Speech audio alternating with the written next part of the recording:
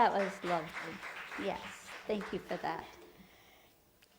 Today I felt very moved to talk about Myrtle Fillmore.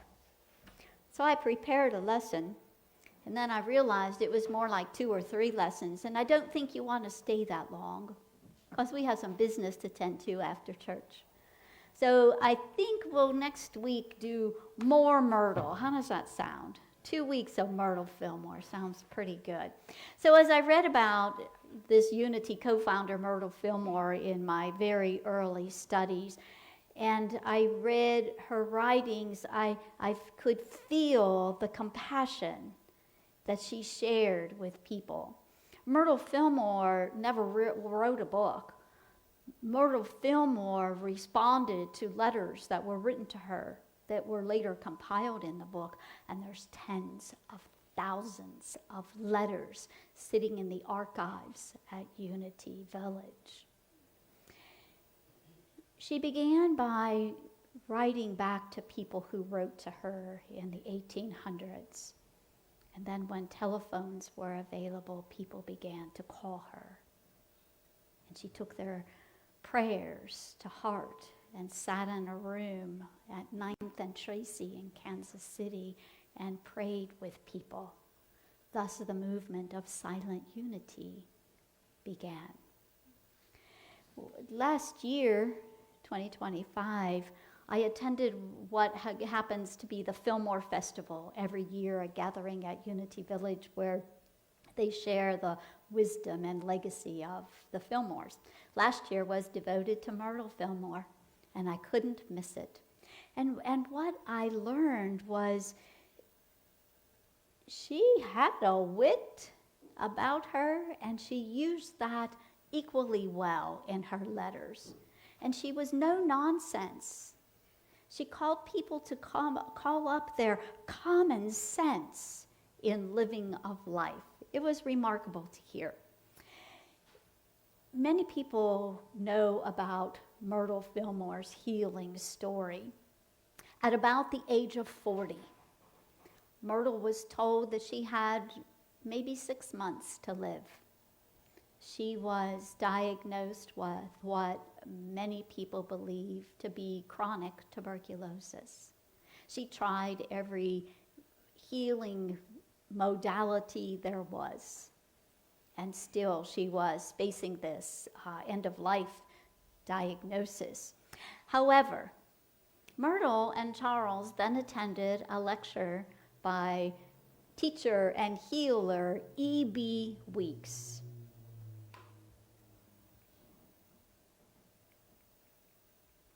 Could you advance the slide, please?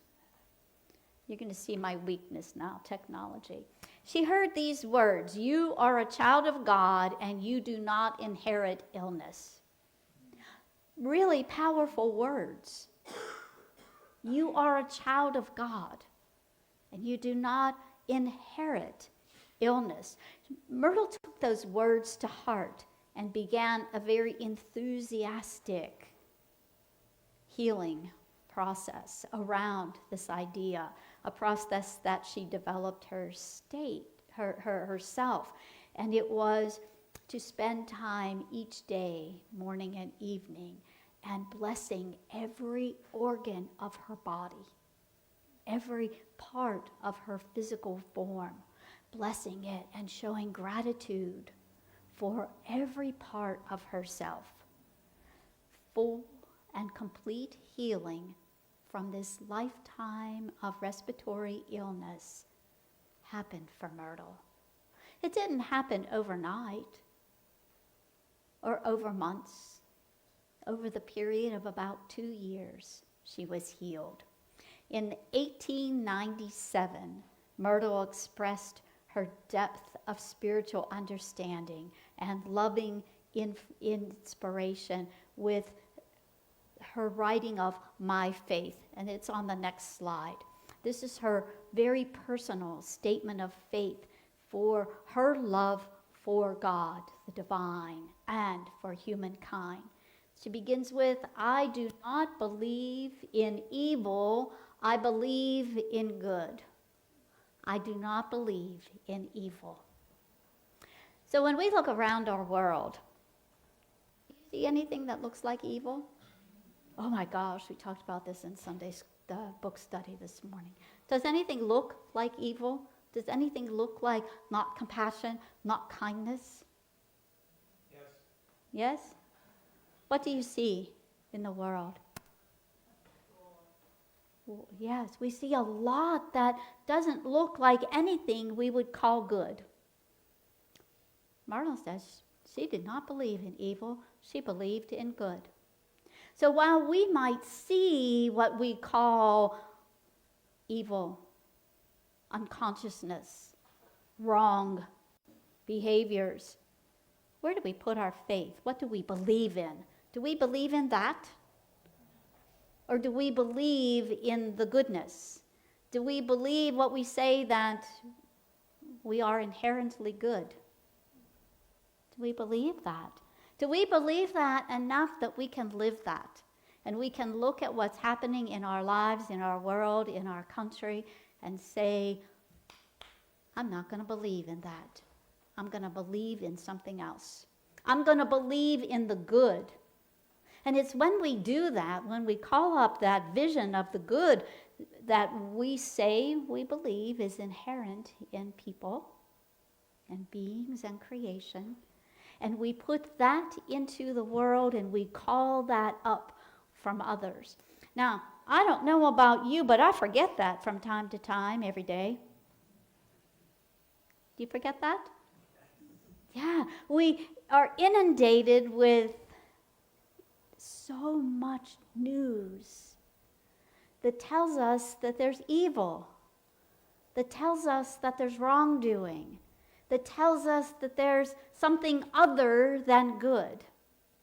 It's really easy to fall into that, isn't it? And to kind of pour our energy into seeing that evil. But what if we catch ourselves? We say, I see that. I see that. I see you. I see you wars. I see you famines. I see you poverty. I see you unhoused people. I see you cruelty. And I'm not going to put my faith in that. I'm going to put my faith into humanity being better. Do you believe that? Really believe that? Believe that enough that you can live that in the face of what looks like evil. She said, I do not believe in sin, I believe in truth. Now notice that's a capital T, right? That's divine truth. That's not, the weather's cold, or the weather's hot, or the weather's rainy. That's the divine truth, the unchanging truth, that which is always true. We recite them every Sunday, that God is absolute good, present everywhere. That's the truth that Myrtle believed in. That's the truth that we're called to stand in. Do you believe that? Do you believe in that divine truth? Or do you believe in the sin, the errors? We don't speak a lot about sin, but what is sin? Anybody, what is sin? Missing the mark. What does that mean and look like every day? That means when I'm walking through the grocery store and I see somebody dressed kind of funky, I say, they're dressed pretty funky. Judgment. Or when I see a politician speaking and acting a way that is not what I believe, I say, well, they're a mess. They're wrong. My judgment. I can still see different opinions, but I don't have to judge the person as awful. They're just a person doing their best, living what they think is right? It's opinions. It seems to impact people in hurtful ways. But we don't have to buy into that. We say, I don't believe in the sin. I believe in truth. I believe that that presence and power that is in everything is there in the midst of the suffering. That presence and power is suffering with us. That presence and power is there. We, as humans, co-create that suffering just as we co-create the pleasures and the joys. We are co-creators with God, actively creating our world. Myrtle goes on to say, I do not believe in want, I believe in abundance. Now this one really tripped me up because I knew that in my reading that Myrtle and Charles didn't have dollars and cents in the bank all the time. They lived by the seat of their pants from moment to moment, counting on contributions from people, counting on the sales of the farm, So they didn't always have money in the bank. Anybody else live that from time to time? They had, scant resources. Yeah, but Myrtle did not look at that and believe in that. She placed her belief, she placed her faith in the abundance of the universe, the unlimited potential that is the universe. We can see the dollars that our treasury prints, and we can place our faith and put our value in that. Or we can live the abundance of the divine, the abundance of the universe that has no limits. I know that everyone in this room, now a couple of you I don't know well, but I'm going to guess that you have a story of abundance. I'm going to guess that every single person in this room has a time that they looked at their bank and said, oh my, and saw their way through that. And that doesn't mean that God comes down and rains money into our bank accounts or into our wallets. No, that means that we get the inspiration of doing the work to create with the divine that abundance in our life, to opening our minds, opening our spirits to receive that abundance. So when you go to that well, what do you go with? Do you want to just fill your pocket? Barrels. That's the way we go to the well, with bushels and barrels, because the abundance is unlimited. Abundance doesn't say, well, Deb, you were really nice today. I'm going to give you abundance. And Karen, not so much. So we're going to hold back your abundance. No, that's not the way the world works. That's not the way these spiritual laws work. When we hold that consciousness of unlimited, the universe supports and honors our highest good. Does anybody ever live that? Anybody else live that? Anybody else see abundance in the universe? I want to see every hand up. Our universe is abundant. Myrtle says, I do not believe in death. I believe in life. Notice capital L, divine life. Now, that's an interesting comment to make, given that at 40, she was expected to not live much longer. Now, she lived into her 80s, I think, 87, 90s. And she believed in life. She believed in that power of life that's always drawing out of us more, that's always drawing us further and further, that life that's always drawing us to a bigger, broader, and more expanded understanding of our relationship with the divine, our relationship with our God, that life that's always drawing us deeper and deeper into that intimate time and relationship and understanding with God. It goes both ways. It grows like a tree. A tree grows underground and out to the sun. That's how we grow when we are living that life, acknowledging the divine. That's what Myrtle believed in. Growing deep and rich in the soil of the earth and growing up and out, reaching for the sun. Always introspective.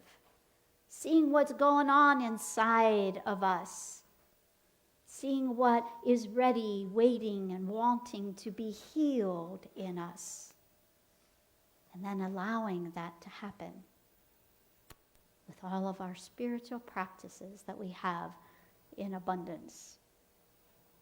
It's waiting and discerning how we can be more of that expression of the creation of God that she sees as our real purpose. Myrtle also said in her next to the last statement, I do not believe in ignorance, I believe in intelligence. I believe in intelligence. Of course, that's the uppercase intelligence, that divine intelligence that is always inspiring us and lifting us, and that creative process in us. That divine intelligence is always informing us, always. On those big monumental moments and decisions in life, whether to pursue a doctorate or not, whether to retire or not, whether to move across country or not.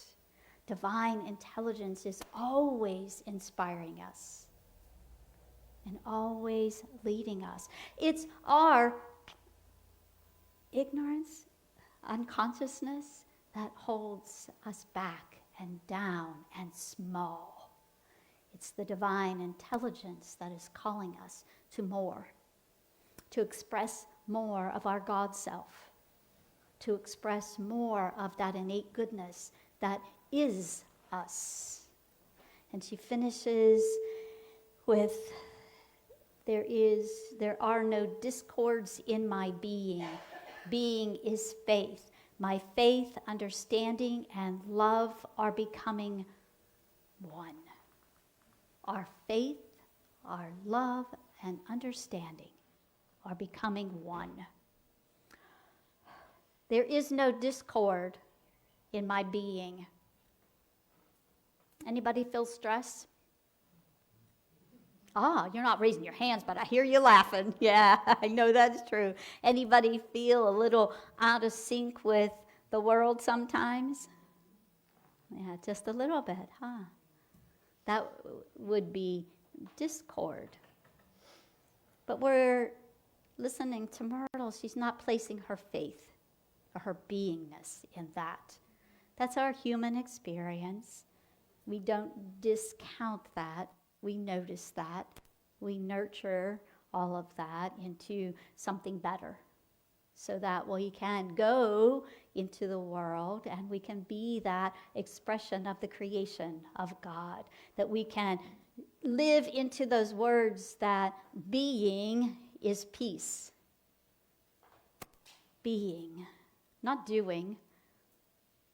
Doing can be frustrating, exhausting, antagonizing, but being is peace. When we pause to be what we are here to be, we're at peace. If we're not doing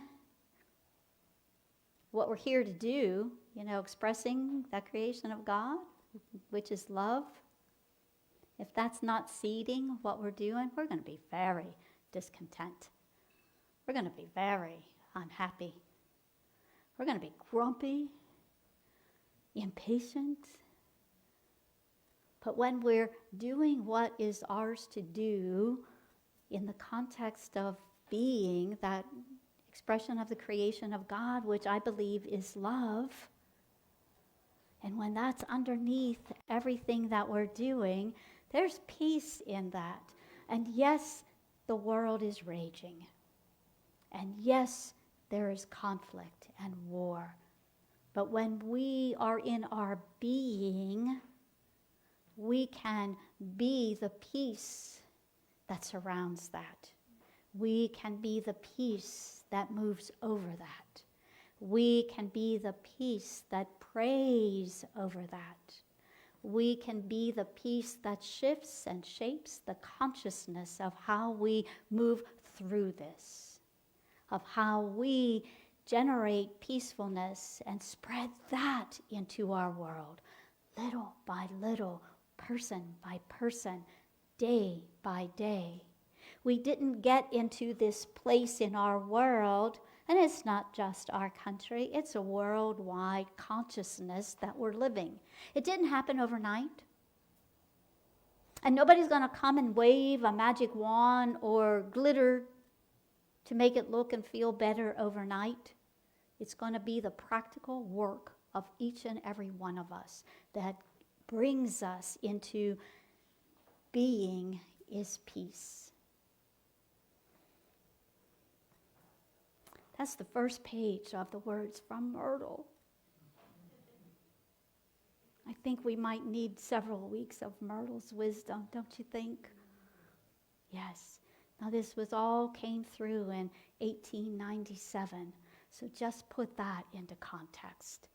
Here in 2026, powerful, pertinent, meaningful words of Myrtle Fillmore. So let's carry those words with us this week so that we can live into the words of 1 Corinthians 16:14. Let's say it together. Let all you do be done with love. Namaste.